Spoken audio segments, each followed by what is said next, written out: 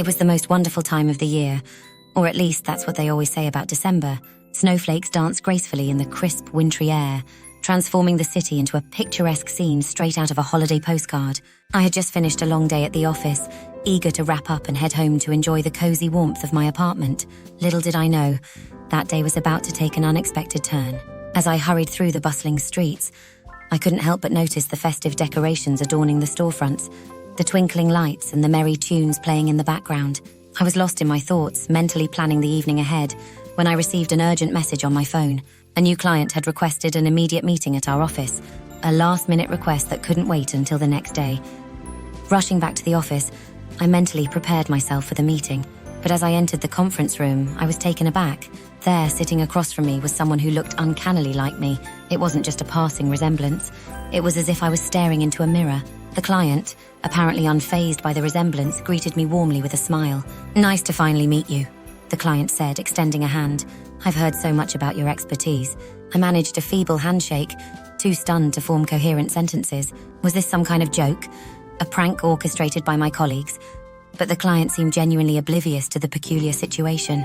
Throughout the meeting, I struggled to maintain my composure. It was surreal, almost comical, to see someone who mirrored my gestures, expressions, and even speech patterns. It was like observing a bizarre performance starring my doppelganger.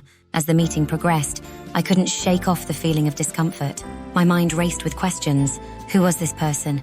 How could they look so much like me?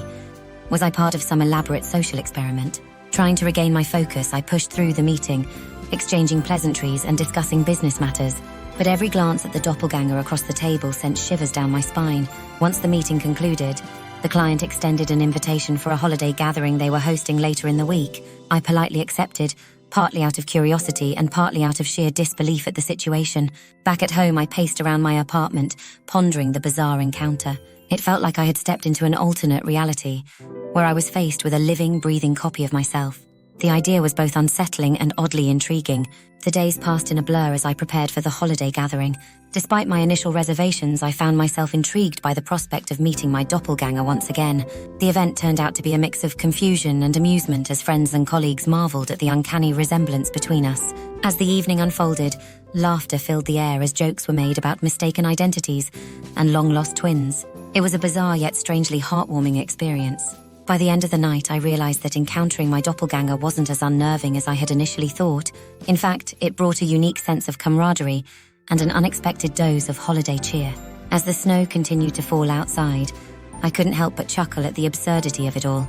Perhaps the holiday season had a way of delivering the most unexpected gifts, a meeting with my lookalike being one of them.